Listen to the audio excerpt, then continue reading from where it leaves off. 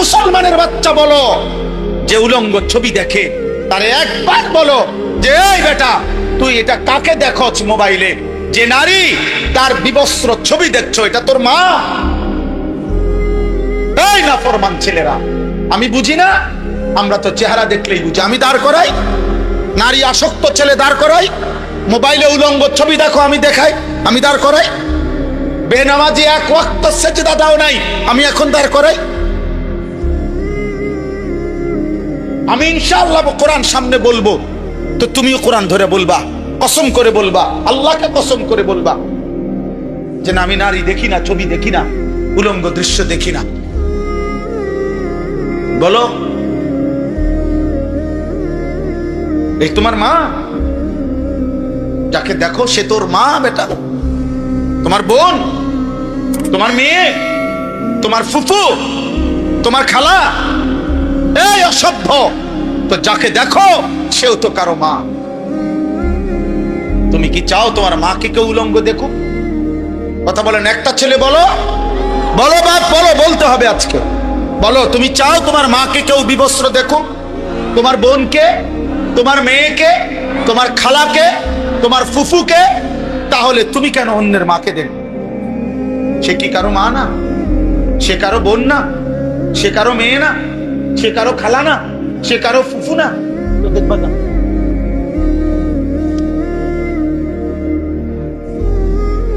তোমার রক্তে ইনসান নাই? তুমি মানুষ না? তুমি পশু? আল্লাহর নবী সাল্লাল্লাহু আলাইহি সাল্লাম এই কথা বলছেন, এই কথা নবীজি বলছেন। নবীজি, আমি তো বললাম না, রাসূলুল্লাহ সাল্লাল্লাহু আলাইহি সাল্লাম এক যুবককে এই কথা বলছে। এই যুবকের এই কথা বলার পরে যুবকের কলিজায় এমন ধাক্কা লাগছে, যুবক বলছে ইয়া রাসূলুল্লাহ, আল্লাহর কসম আমি আর কোনোদিন জিনার রাস্তায় পা বাড়াবো না। নবী তখন তার জন্য 3টা দোয়া করে দিছিলেন, আল্লাহুম্মা গফির যামবাহু ওয়া তাহহির কলবাহু ওয়া হাসসিন ফারজাহু। আল্লাহ আমার এই যুবকের গুনাহ মাফ করে দেন, আমার যুবকের অন্তর পবিত্র করে দেন, আমার যুবকের লজ্জাস্থানকেও পাক করে দেন। আজও দোয়া করলাম, যদি কোনো যুবক সিদ্ধান্ত নাও এই মাহফিলে বসে আমি আর নারী দেখবো না, ছবি দেখবো না, উলঙ্গ না, আব্বা চাহিদা পূরণ হবে তোমার। তোমার বাবা দাদা পূর্বপুরুষ বিবাহের মাধ্যমে এইভাবে আসছে, তুমি এক বিবাহিত মায়ের সন্তান। আরে বেটা, তোমরা যারা অস্থির ছবি আর নারী উলঙ্গ নাচ গান দেখো, তো তুমি তার থেকে কি চাও? সুযোগ পাইলে তুমি তা করতা, এই তো। তাহলে সুযোগ পাইলে জিনা করতা। এই নারী যদি তোমার কাছে একাকিত্বে আসতো তো কি করতা? ব্যভিচার করতা তার সাথে। তাহলে ব্যভিচারের কারণে যদি সন্তান হতো, তার পরিচয় কি? অথচ তুমি তো এক পবিত্র মা বাবা, স্বামী স্ত্রীর ইসলামের হুকুমে, আল্লাহর হুকুমে এক মা বাবা, এক নারী পুরুষ একত্রিত হওয়ার বরকতে তুমি পৃথিবীতে আসছো। তুমি তো এক পবিত্র মা বাবার পবিত্র সন্তান, তো তুমি কেন অপবিত্র কামনা করবা? এর দ্বারা কি তুমি তোমার মাকে অপমান করো না? এর দ্বারা কি তুমি তোমার বোনকে অপমান করো না? এর দ্বারা তুমি কি তোমার মেয়েকে অপমান করো না?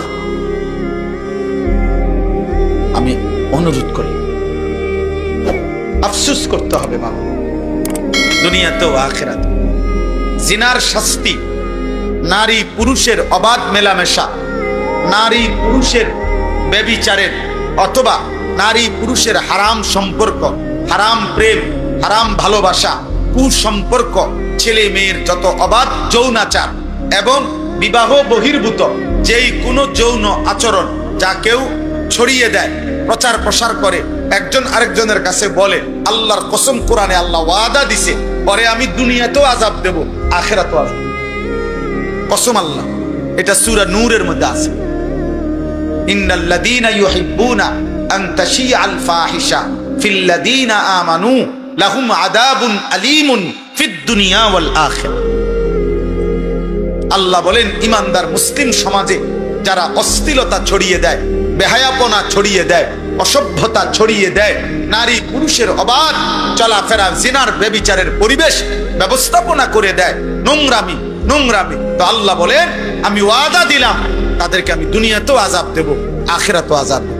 এজন্য যে সমস্ত রাস্তার পাশে চলার পথে যারা এমন ব্যবস্থাপনা করছে, যেই ব্যবস্থাপনায় অর্ধেক আলো অর্ধেক অন্ধকার, লাল নীল ঝিকিমিকি, আধা আলো আধা অন্ধকার, ছেলে মেয়ের গোপন একাকী বসার জায়গা, অসভ্যতা করার জায়গা, আল্লাহর কসম এই ব্যবস্থাপনাকারীদেরকে আল্লাহ এই দুনিয়াতে বেইজ্জতি করবেনই করবেন, করবেনই করবেন, করবেনই।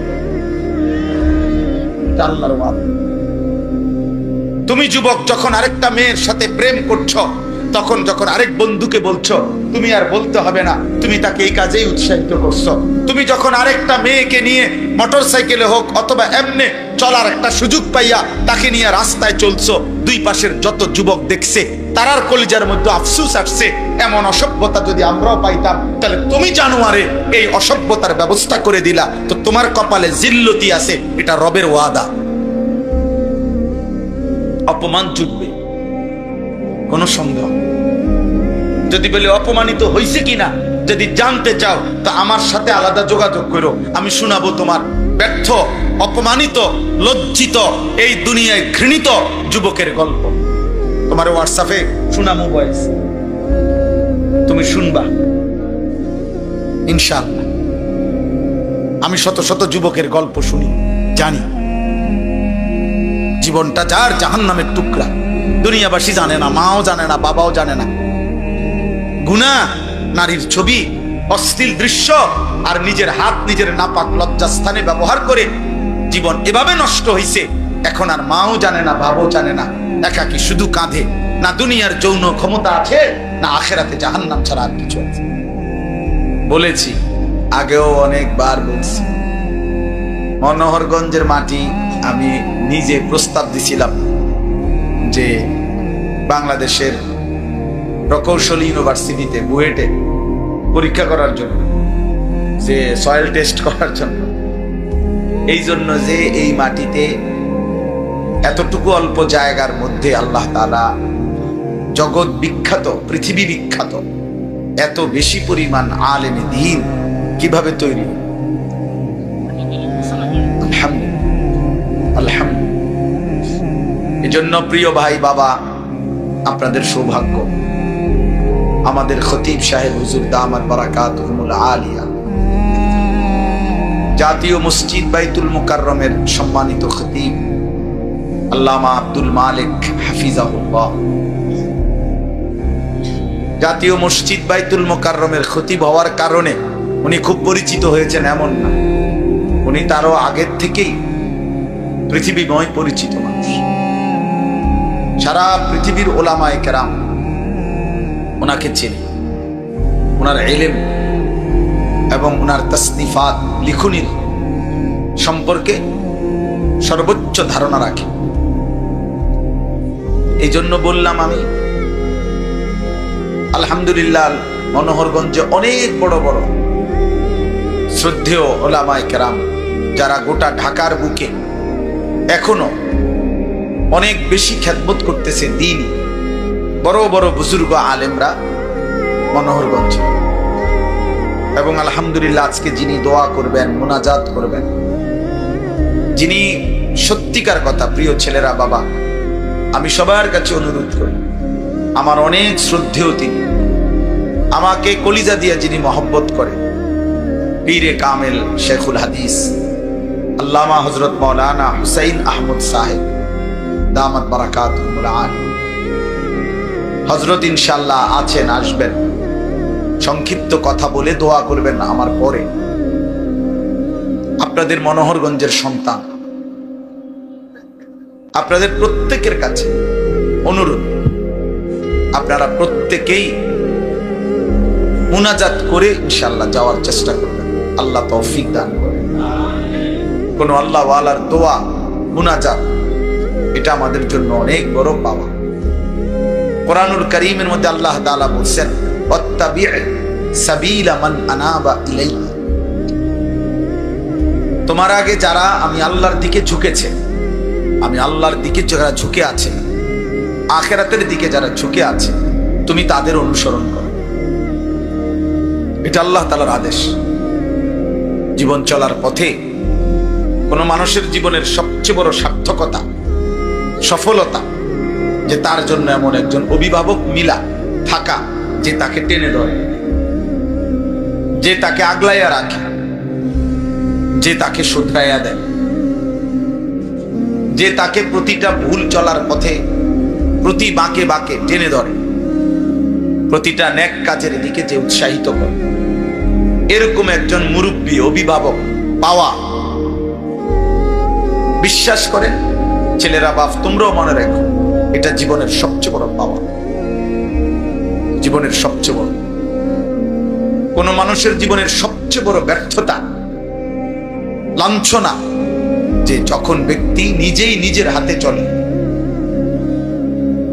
অর্থাৎ আমার যখন আর কোনো অভিভাবক নেই, আমার যা ভাল লাগে, আমার যা মন চায়, আমার চাহিদা পূরণ, আমার মনের ইচ্ছা পূরণ, এটাই আমার জিন্দেগি।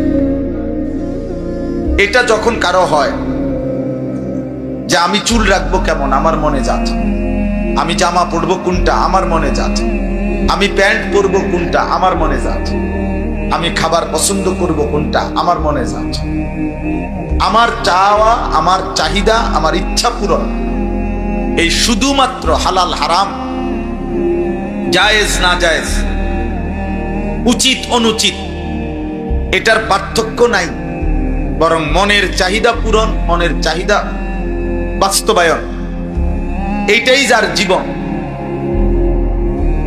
বিশ্বাস করেন প্রিয় ভাই বাবা, এই জীবন কোরআনুল কারীম বলছে এমন যাদের জীবন যে শুধুই চাহিদা পূরণ মাকসাদ, আমার কামনা বাসনা, আমি হালাল হারাম বুঝি না, আমি জায়েজ না জায়েজ বুঝি না, আমি উচিত অনুচিত বুঝি না, আমার কথা একটাই, আমার যা মন চায় তা পূরণ হইতে হবে। আমার 12 লাখ টাকা দরকার, অতএব আমার আগামী সোমবারে টাকা লাগবে, এখন আমার হালাল হারাম বুঝি না, জমি বেচলাম 6 লাখ টাকায়, সুদে নিলাম, কিস্তিতে নিলাম 6 লাখ টাকা, 12 লাখ টাকা পূরণ করো, কেন? আমার টাকা দরকার, আমার নারী দেখা দরকার, অতএব আমি হালাল হারাম বুঝি না। মোবাইলেও দেখলাম, টেলিভিশনেও দেখলাম, রাস্তায়ও দেখলাম, অশ্লীল উলঙ্গ ছবি দেখলাম, আমার লজ্জাস্থানের চাহিদা পূরণ করব। এটা কি হালাল না হারাম, জায়েজ না না জায়েজ, আমার কিছুই জানার দরকার নাই, আমি বুঝি আমার চাহিদা পূরণ। এই যে জীবনটা যার এরকম, যে আমি কোনো কিছু মানি না, আমি বুঝি একটাই, আমার চাহিদা পূরণ হতে হবে, খোদার কসম কোরআন বলছে ওই জীবন জানোয়ারের জীবন, ওটা মানুষ, ওটা মানুষ, ওই জীবন জানোয়ারের জীবন। আরো যদি বলি মারাত্মক, ওই জীবন কুত্তার জীবন। সরাসরি কোরআন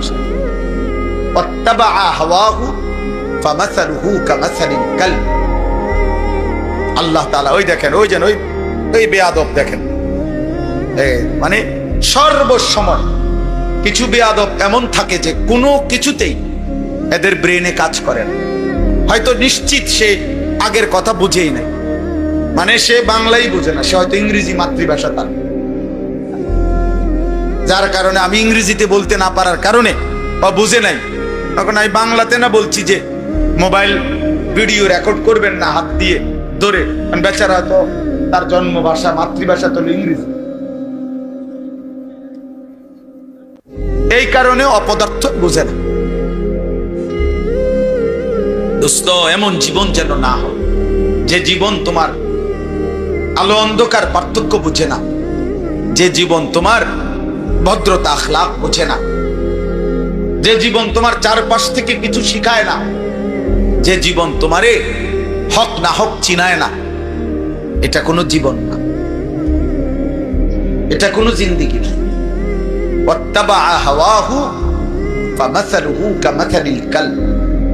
আল্লাহ কোরআনুল কারীমের মধ্যে বলছেন, মনের চাহিদার যে অনুসরণ করে, আল্লাহ বলছে তার উদাহরণ কুকুরের মতো। কামাসালিল কালব, কুকুরের মতো। কালব অর্থ কুকুর, পরিষ্কার কোরআনের আয়াত। একটা কুকুরের জন্য এটা মানায়, কুকুরের কোনো হালাল হারাম, মানুষের জন্য হালাল হারাম আছে। একটা ছাগলের কোনো হালাল হারাম, একটা বিড়ালের কোনো হালাল হারাম। ইনসানের জন্য, সে যদি মানুষ হয় তার জন্য হালাল হারাম আছে, তার জন্য একটা করতে পারবে, একটা করা যাবে না, তার জন্য কিছু অনুমতি কিছু নিষেধ, তার জন্য কিছু আদেশ কিছু নিষেধ, তার জন্য কিছু করণীয় কিছু বর্জনীয়। কিন্তু কুকুরের স্বভাব, কুকুর বিরানি তো মুখ দেয়, পায়খানা তো মুখ দেয়, কারণ তার তো কোনো হালাল হারাম নেই। কোরআনুল কারীমের মধ্যে আল্লাহ তাআলা বলছেন, ফাখালাফা মিন বা'দিহিম খালফুন আদাউস সালাহ ওয়াত্তাবাউশ শাহওয়াত ফাসাউফা ইয়ালকাউনা গায়্যা। আল্লাহ বলেন সর্বনিকৃষ্ট মানুষ তারা প্রতিনিয়ত যারা তাদের নামাজকে নষ্ট করে এবং মনের চাহিদার অনুসরণ করে। আল্লাহ বলেন জাহান্নামের সবচেয়ে নিকৃষ্ট গর্তে আমি তাদেরকে ছুঁড়ে মারব। কোরআন শরীফের আয়াত, কোরআনুল কারীমের আয়াত। আল্লাহ তাআলা বলেছেন আফারাআইতা মান ইত্তাখাযা ইলাহাহু হাওয়াহু। আল্লাহ বলে বন্ধু আপনি কি ওই নাফরমানকে দেখেছেন যার মনের চাহিদাই তার খোদা, তার আলাদা কোনো কেউ নেই। তোমার সবকিছু নিয়ন্ত্রণ করে কে? মনের চাহিদা। তার কোনো আল্লাহ, রাসূল, কিতাব, দ্বীন, মা বাবার ইজ্জত, সম্মান, বংশের সম্মান কিছুই তার দ্বারে না। আল্লাহ বলেন যার খোদা তার নফস, তার চাহিদা, হাওয়া, মনের ইচ্ছা, মনের ইচ্ছাই মনের চাহিদাই যার খোদা, তাকে নিয়ন্ত্রণ করে যাকে। আল্লাহ বলেন এমন নাফরমানকে আমি তিনটা শাস্তি দিই। ওয়া আদাল্লাহুল্লাহু আলা ইলম, আমি আল্লাহ তাআলা তাকে পথভ্রষ্ট করে দিই।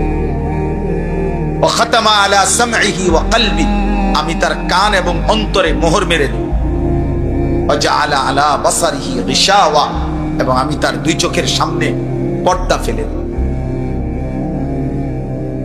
ফলে একদিন এই জঘন্য নাফরমানের জীবন হয় যে সে আর কোনোদিন অন্তরে আখিরাত নিয়ে, আল্লাহকে নিয়ে, পরকাল নিয়ে, নিজের জীবনের পরবর্তী পরিণতি গন্তব্য নিয়ে আর ভাবে না, আর কিছু কানে শোনেন, আর কিছু চোখে দেখেন, তার হৃদয়ে আর কিছু উপলব্ধি হয়। কোরআনে আল্লাহ বলছে এমন হৃদয়, যে হৃদয় কিছু বুঝে না আল্লাহর কথা, আখিরাতের কথা, যে কান শুনে না আল্লাহর কথা, আখিরাতের কথা, যে চোখ আল্লাহর কুদরত কোরআন দেখে না, তো আল্লাহ বলছে উলাইকা কাল আনআম, ওটা জানোয়ার, ওইটা চতুষ্পদ জন্তু, বাল হুম আদাল, অথবা যদি লক্ষ্য করো তো ওইটা জানোয়ারের চাইতে নিকৃষ্ট, ওইটা কুত্তার চাইতেও খারাপ, কুত্তার চাইতেও নিকৃষ্ট, ওটা জানোয়ারের চাইতেও নিকৃষ্ট। কেন? মানুষ এবং জানোয়ারের মাঝখানে কোনো প্রাণী নেই। এই জন্য কেউ যদি কুকুরের মতো না হয় তাইলে তাকে কুকুরের থেকে মানুষের নিচে, কুকুরের উপরে উঠানোর মতো কোনো প্রাণী নেই। যে এই লোকটা মানুষও না, গরুও না, মাঝখান দিয়ে কিছু নাই। এই লোকটা মানুষও না, ছাগলও না, মাঝখান দিয়ে কিছু নাই। আরেকটা কি করবো নাম, এরকম কোনো প্রাণী নাই। এই লোকটা কুকুরও না, মানুষও না, তো মাঝে দিয়ে কিছু নাই। এই লোকটা শুকরও না, মানুষও না, তো মাঝে দিয়ে কিছু নাই। এই জন্য তাহলে কি করতে হবে? তারে ওই জানোয়ারের চেয়ে নিচে নামে বুঝাইতে হবে, তার উপরে উঠানো যাবে না। এই জন্য দোস্ত এটা মনে রাখো, আমার প্রথম কথা এটা। জীবনে যার মাথার উপরে কোনো ছায়া নাই, কেউ তোমারে টেনে ধরে না। মনে করো তোমরা এক সপ্তাহে যারা অনবরত মোবাইলে নারী ছবি, অশ্লীল দৃশ্য দেখতেছ, কিন্তু আশ্চর্য তুমি এক মিনিটের জন্য হইলো, 30 সেকেন্ড জন্য হইলো ভাইবো যে তোমার এত বড় বদনসিব, দুর্ভাগা যে তুমি নষ্ট হয়ে যাচ্ছ, চরিত্রহীন হয়ে যাইতেছ, কিন্তু কেউ তোমার একটাবার ডাকলো না যে কিরে বাবা এটা কি করছো, এটা তো গুনাহ। এই কথাটা তোমার কপালে জুটলো না, কেউ বললো না আহ আরে বদনসিব তোর কপালে তো মন্দ হলো, তোর কপালে তো মন্দ হলো। আমি প্রতিদিন আমার আফসোস এটা, 365 দিন এক বছরে কোনোদিন ফজরের নামাজ একদিনও পড়লা না, তুমি এত বড় দুর্ভাগা কেমনে হইলা যে একটা মানুষ তোমারে, তোমার আপন মা বাবা সহ একটা মানুষ তোমারে এই দুনিয়াতে কেউ ডাকলো না যে কিরে বাবা তুই না মুসলমানের বাচ্চা, তুই ফজরের নামাজ পড়তি? তোমার উপরে খোদার কোন লানত পড়লো।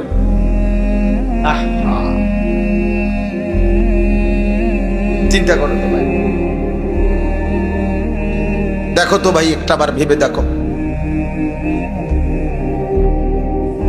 গত 10 বছর ধরে যারা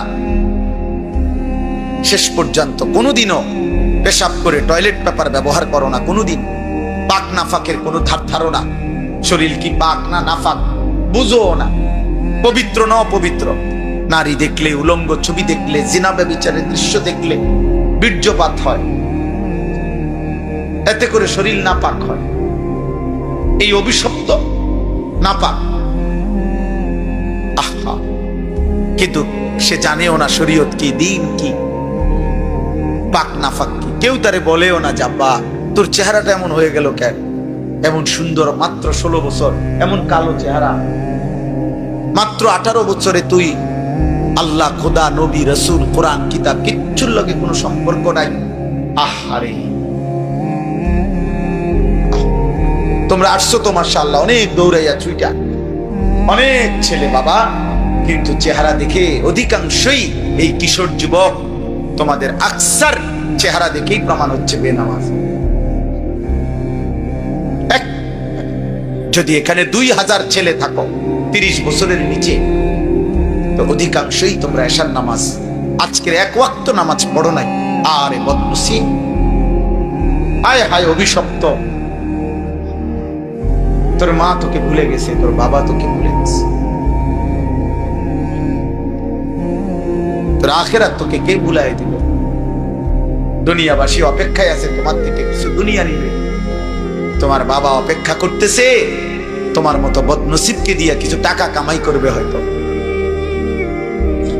আর কিছু না। আর তুমি যত রকমের চুল ফিরাইছ, নির্দিষ্ট সময়ের পূর্বে তোমার জন্য কোনো নারী মিলবে না। যত উলঙ্গ আর নর্তকী ছবি দেখো, নির্দিষ্ট সময়ের পূর্বে তোমার কপালে বিবাহ জুটবে। তোমার আব্বা না, তোমার দাদার 14 গোষ্ঠী কবর থেকে আসলেও তোমার জন্য মালিকের ফয়সালার ব্যতিক্রম কেউ কিছু আনতে পারবে না। তুমি নষ্ট হয়ে যেতে পারবা, চরিত্রহীন হয়ে যেতে পারবে, তুমি শরীর, যৌবন, সক্ষমতা সব নষ্ট করে দিতে পারবা, কিন্তু কপালে কিছুই জুটবে না। শেষ পর্যন্ত জুতার বাড়ি ছাড়া, জাহান্নামের আযাব ছাড়া আর কিছুই জুটবে। হ্যাঁ, কোরআনুল কারীমের মধ্যে আছে, আল্লাহ তাআলা বলেন, শুনাই,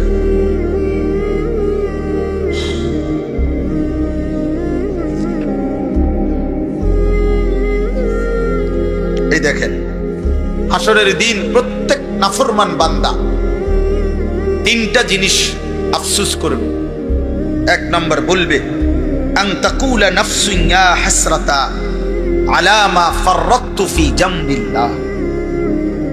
প্রত্যেকটি প্রাণ নাফরমান সে হাসরের ময়দানে আফসোস করবে আর বলবে, ইয়া হাসরাতা, হায় আমার আফসোস, মা ফাররাতু ফি জামবিল্লাহ, আমি আমার আল্লাহর আনুগত্যের ক্ষেত্রে কি পরিমাণ অবহেলা করেছি।